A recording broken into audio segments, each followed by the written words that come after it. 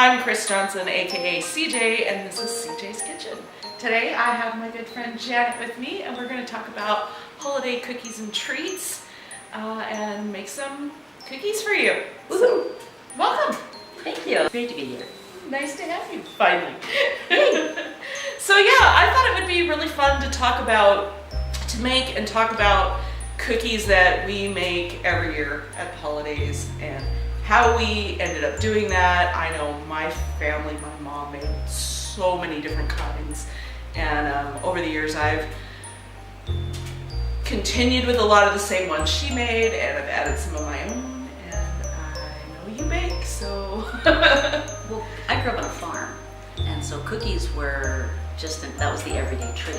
You know, cakes and pies, that was reserved for special occasions, but cookies we always had in the house, and they were great because you didn't need a plate or a fork.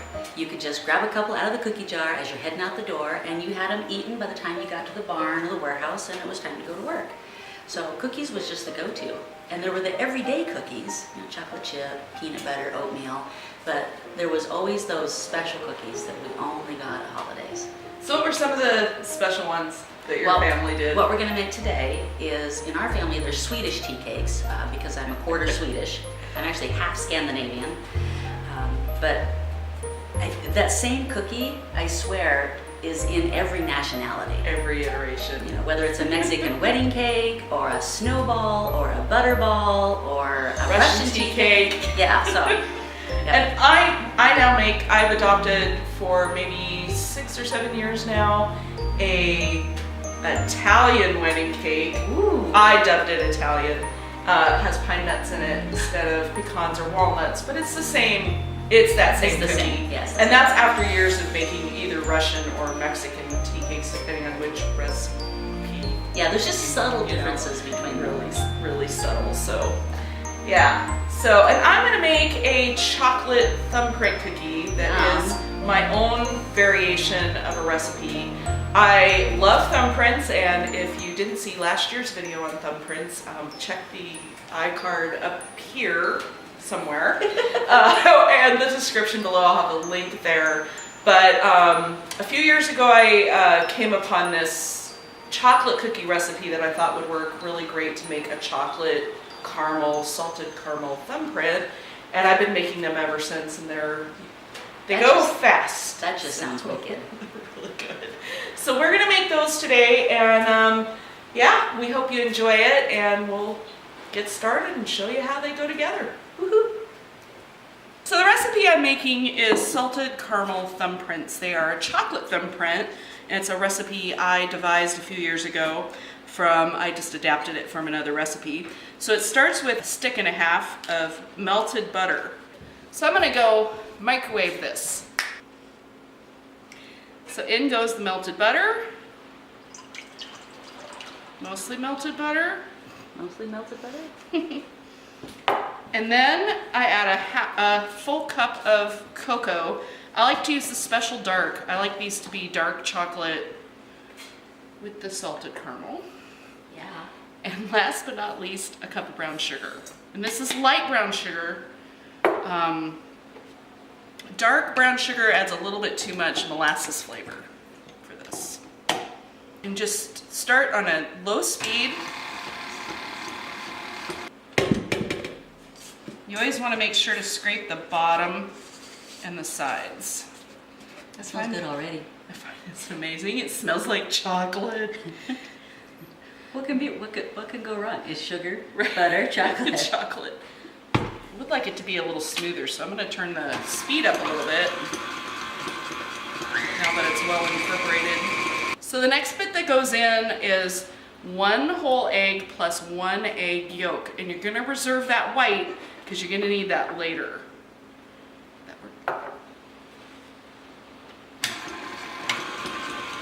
And just work that in.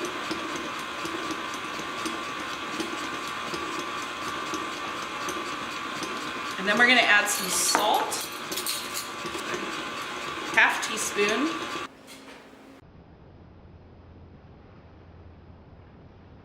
And a teaspoon of vanilla.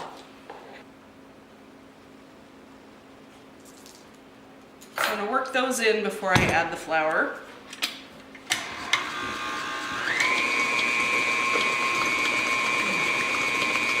It smells like heaven. And once that's nicely incorporated, I'm gonna add the last bit, which is the flour. Okay, so last but not least, I'm gonna add 1.5 cups of flour. I'm gonna put it in all at once. One thing I like about cookies is they're not as fussy. Oh, you dumped it in. Okay. Yeah, they're not as fussy as cakes. And then they're easily transportable, so they're really great at the holidays. So I'm gonna start low because again, if you turn it on too high a speed at the beginning, you're gonna have a cloud. Been there, done that. All right, and we're just gonna let that get all worked in. I'm gonna scrape the sides of the bowl, and then we'll move on to forming the cookies and getting them baked. Should be this nice glossy texture when it's done. All right, so on to the chocolate salted caramel thumbprints. I also like to use a scoop. I think this is a 2 tablespoon. Scoop the dough, roll it into a ball, and you do need to leave a little more room on the sheet because we're going to be pressing them typically with your thumb. I'm going to use a tool. We're going to see how this pestle I have works. That's going to work perfect. But they also don't spread much, so aside from the spreading that you get from pressing them into the thumbprint shape, they're not going to spread in baking or anything, so you just need to leave a little room. So we're going to try 4 across. And actually, before we press them, we're going to be rolling them in some egg white and nuts. And then we'll press them. And then, unlike the thumbprints I did with the jelly or jam in them, we're going to be filling them with the caramel before we bake them. And adding just a little bit of salt. And they'll bake with the caramel in there so that the caramel gets nice and gooey. It's really nice. This is a really lovely dark chocolate dough, but if you don't like dark chocolate, you could absolutely use regular cocoa powder. You need to have a little lighter version. Yeah, but I'll bet the dark chocolate makes a nice contrast to the sweet caramel. It does. It's really, really nice. So it's my preference, for sure. This would be also really good for ice cream sandwiches. I was talking about ice cream sandwiches earlier. Well, I don't think that's on any of the clips, but I like to make ice cream sandwiches, and this dark chocolate's like perfect for that, to balance out the sweet ice cream. So we're beating the egg whites. Try not to wear the egg whites. So remember, it's the egg white that was reserved from the recipe earlier. Providing a liquid so that the nuts adhere. Yes, yeah, that's all it's for. Okay. So, all right, so we're gonna, Looks like I'm on this side, so all I'm on right, egg duty. so I guess I'll take nut duty. Okay, so I'm just gonna roll it in the. Yep, so we're rolling it in the egg white, the little ball of dough, and then it's going right in the nuts. This is harder than it looks. Yes, I'm kind of just dumping the, using my hands to dump the nuts onto the cookie. And then you're putting them back on the cookie sheet, and we're gonna press them to get that classic thumbprint shape. We're gonna need to chop a lot of nuts for this. Your nuts need to be really fine. I like to use walnuts, but pecans are good too. So whatever kind of your favorite nut is will be fine. So what inspired you to create this? So I think it started with the Cocoa Snaps recipe. I was making it and I started thinking about all the other things it would be good for. And then the whole salted caramel thing the whole craze kind of started. And I thought, oh, that'd be a really good thumbprint. So I started just playing with it, adapting it. I kind of had this thing about wanting to have my own recipe. And it's been a huge hit with my family. They really love these. All right, so we're to our last couple steps. We're gonna make the indentation that makes thumbprints. But like I said, we're gonna use this little pestle. Actually, I should be on this side. You shouldn't, because you're gonna go that way. Am I gonna go that way? Okay. We're gonna dance. So for the caramel, I like to use this Dulce de Leche by Nestle, La Lechera. I can usually find this either in the evaporated milk section of my store, or sometimes is with the Mexican food in the ethnic aisle. Yeah, how's that? Kind of weird. Deeper? That's perfect. That's perfect. Okay. So you want to press them down enough that they have an indentation, but not so much that you go all the way through to the cookie sheet. You don't want a hole in them, but you want a place to fill with, and they will crack, and that's okay. Don't worry about that? Mm-hmm. Okay. Sometimes I'll Just kind of help it along. Yeah, push them a little together if it's a big crack. They are, remember, a kind of a dry cookie, so. All right, and so then I like to use just a half teaspoon or quarter teaspoon measuring spoon and scoop a little caramel into it, and I have a chopstick. I've never tried this before, but I thought a chopstick might work for getting the caramel out. We're gonna kind of do a little dance here, I think. So we might be going on and off camera. It's okay. Ow. Just know we're both still here. If you wanted to use something else, I suppose you could use like the pre-made caramels, you know, that you'd use for like candy apples or something like that. Or You just could put one little maybe block in put each. half in each or something. I think I've done that with a cookie. Cut those down into like quarters Yeah. or halves. All right, so the last step is to put a pinch of salt, just a little sprinkle on the tops of the caramel. Ooh, a little sprinkle on each cookie. It's like a little bit of snow. I love salt and chocolate, and it's gotten now to where Steven has even suggested, oh, why don't you add a little salt to this or salt to that one, because he's found he likes it too. There's something about the salt that just intensifies that chocolate It does. flavor. We would make homemade hot chocolate, and so we'd warm up the milk and we'd sprinkle in the chocolate that we use, and we'd always add a pinch of salt A to little it. pinch of salt. It's like Just your that. oatmeal if you don't have that little Little bit pinch of of salt. salt. It just has to have it. Yep. All right, so these are going to go in a 350 oven for about 10 minutes. All right, so the salted caramel thumbprints are done, and we have pulled them from the oven. It's still really hard to explain how to know when they're done. They've kind of lost their glossiness, and the nuts are turning brown on the outside. They ended up taking 14 minutes.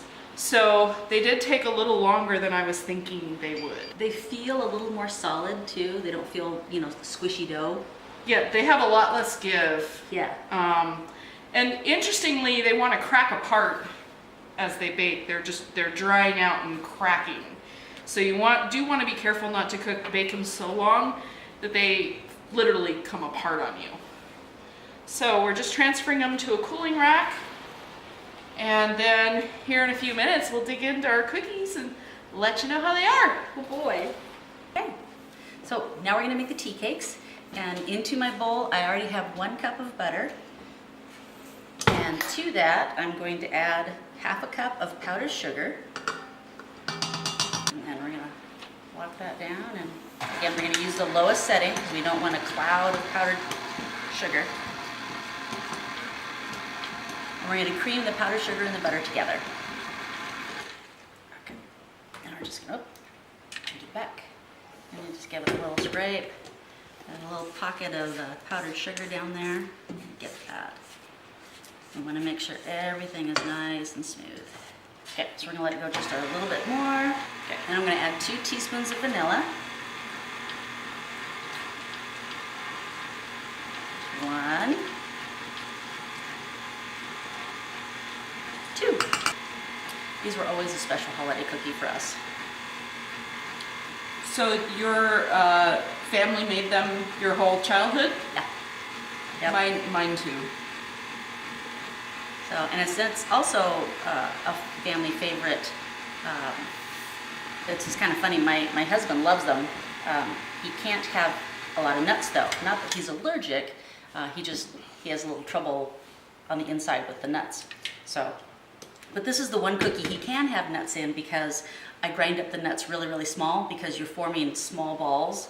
And if you use large chunks of cookie, then the balls just don't want to hold together very well. So this is the one nut cookie that he can eat. So now, in here, I've got 2½ cups of flour and 1/4 of a teaspoon of salt. So this is my dry ingredients. So I'm just going to move all that in there.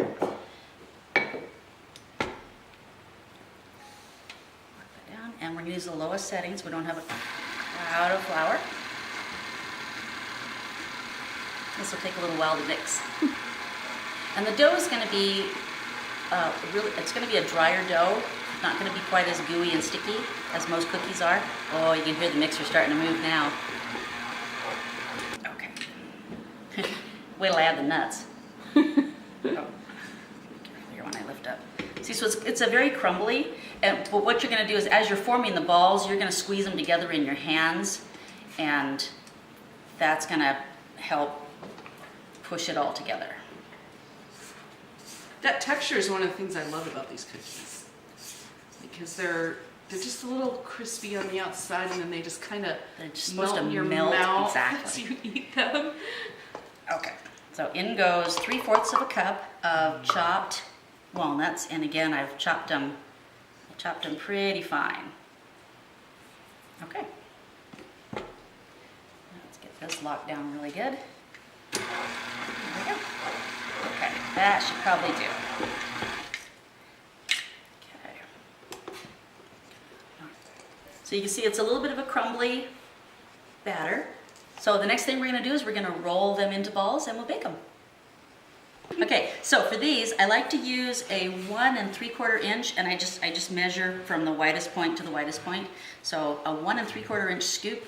I find that this works really good. If you want to be a little piggish, then you can take one of the tea cakes and you can pop the whole thing in your mouth. If you would like to take a more dainty bite, then you could do it in 2 or 3 bites.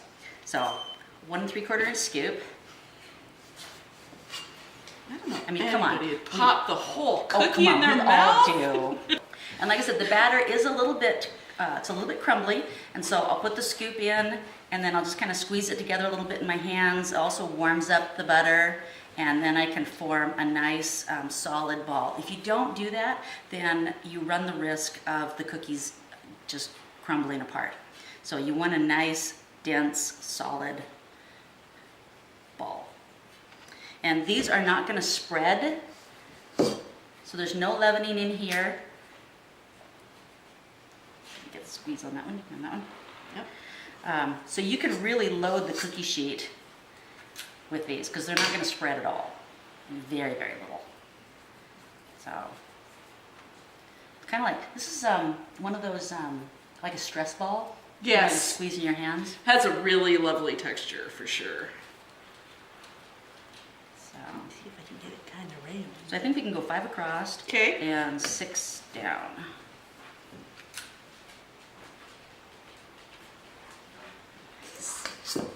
I love to work with bread dough and cookie dough and all that kind of stuff. I love getting my hands on the food. Well, you know, these are our 2 greatest tools in the kitchen. Best tools ever. And it is really therapeutic. So make some cookies. Make some cookies. It'll help you with that holiday stress. Okay, so our cookies have been baking for 12 minutes in a 400-degree oven. And so now we're going to offload them onto a cooling rack. And while they're still warm, we're going to start rolling them in the powdered sugar. And what we're going to do is we're going to roll each one in powdered sugar. And then when we're all done, we're going to go back and roll them again, and roll them again, and roll them again. So we're going to end up with about 3 to 4 layers of powdered sugar on the cookie. because as the cookies cool, they're going to sweat, and then you add more powdered sugar. Okay. So now the fun begins. And I grew up working in restaurants, and we always like to joke about this. And so, you know, handling hot plates all the time. And so I've kind of lost a lot of feeling in the tips of my fingers. And so we like to joke about my asbestos hands. But I mean, to me, these aren't really that hot, but to Chris, they might be hotter. They'd be way too hot for Chris, for sure. So you kind of want to keep them moving because if, like I said, as they cool, they're sweating. And if you let them sit too long on the powdered sugar, they're going to end up with these layers of kind of concrete powdered sugar. So you just keep them moving in the powdered sugar. Just kind of roll them around. Keep that powdered sugar on there. And it's great to use, this plate has a high rim, so this is perfect. At home, I'll use a pie plate. And so because we're gonna go multiple layers, you don't have to get them completely covered because we're gonna, like I said, we're gonna do this 3 or 4 times. So Janet's up to coating 3 of the sugar. Tell us, how do you decide when enough is enough? Or, you know, when it's right? Well, it's either when I get tired of rolling or you want them to look like they're covered in powdered sugar. The first couple of rollings, first couple of rounds, however you want to call them, as the cookies cool and they, like I said, they sweat, and they're going to kind of absorb that powdered sugar, and the powdered sugar is going to become very translucent. So you want to keep rolling them until you're seeing that white powdered sugar. You should see her fingers. They have a shell of powdered sugar on them at this point. So we were talking about a little bit about the differences between how we make these, because I make these as well. I let them cool a bit and roll them in the powdered sugar when they're a little warm. And I have had them melt and had to put a little more on them in the past, but usually I can get away with 1 coat. So it's interesting, and it makes me wonder if mine are bland in comparison, because maybe they don't have enough sugar on them. Although, Well, you know, we never complained. if you don't end up with a Santa Claus beard of powdered sugar while you're eating them, then there's not Then it's enough not powdered enough. sugar. So I've been doing it wrong. Yeah, these are one of those eat over the kitchen sink cookies. Or a plate. Or plate. With a napkin Yeah.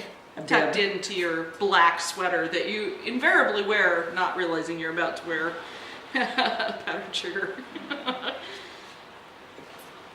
It's Yes. funny. Powdered sugar donuts are my favorite, one of my favorites. Ah, yeah. The powdered sugar with the raspberry filling.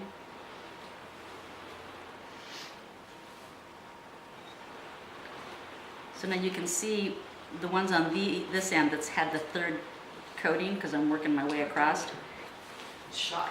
There's more white, whereas on the very first round, when we rolled them, they became almost translucent. As you know, they didn't look like they had hardly any powdered sugar on them at all. So now we're starting to see the powdered sugar. I think I'm going to need more powdered sugar. I've become the powdered sugar pusher. Yeah, so you want to make sure that you've got lots of extra powdered sugar when you make these. So half a cup goes into the recipe, and then you're going to use probably half to 3/4 of a bag going on the cookies. At least. Powder me, woohoo! You want it deep enough to really be able to work with it. See, I'm thinking 1 more after this, and then I think we might be done. Because you can really start seeing the white powdered sugar. So here we go, round 4. And then when we were setting up, you'll notice we've got a towel underneath the rack, the cooling rack, because, and I'm still getting powdered sugar everywhere. Yeah, there's no end to the powdered sugar mess with these. No, but that's what makes them Be so ready good. with the vacuum and the cleaning tools when you're done. They're The towel's ingenious though. Tell them what you do with the towel. well, because then when you're all done, you can lift them off. You can lift off the rack, and then I just pick the towel up and take it over to the dish, the sink, and just shake it out. It just makes the cleanup a lot easier. I mean, that's what, you know, what makes these cookies so good is they're soft, they're buttery, they've got all that powdered sugar on them. So we're finally to the best part. I know. We get to try the cookies. So they're all done, and you can see they're super pretty. They're very festive and fabulous. Fabulous. So thank you for coming and doing this with me. This has today. been so much fun. What a blast. Hopefully we'll have more of Janet on the channel in the future. So That would be really cool. all right, so tea cakes first. Tea cakes first? No, we should do the tea cakes last, because if 'Cause it's not sticking to the powdered roof of your sugar. mouth like peanut butter. Yeah. All right, then we'll go in for the chocolate We'll first. be into the chocolate first.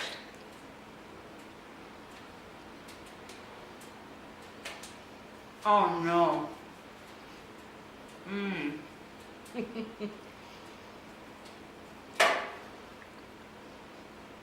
This is good. Thank you. You get the dark chocolate, and you got the creamy caramel and the crunchy nuts. It's like a perfect bite. I had to go in for a second bite because I didn't get any of the caramel really in the first bite.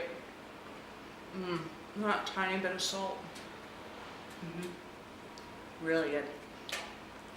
The cookie tastes a lot like an Oreo Yeah. without the filling. It's that really dark sable chocolate. And it's chewy, so it's nice. Nice texture. Talk about sticking to the roof of your mouth. I know. Wait till we can do the tea cake. All right, I need a glass of milk. tea cakes. Okay. Cheers. Cheers.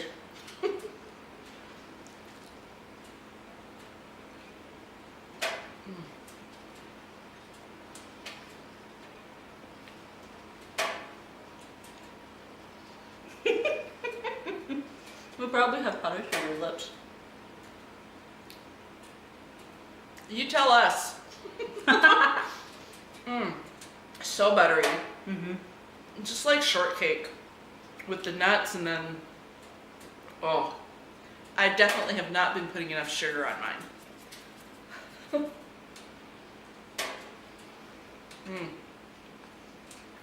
Oh yeah. What are your favorite traditional holiday cookies? We'd love to hear about it. Share it in the comments. We hope you enjoyed this video. If you did, please give it the thumbs up. And as always, don't forget to subscribe and share with your friends. And until next time, when we see you here in my kitchen, ciao. Oh my God.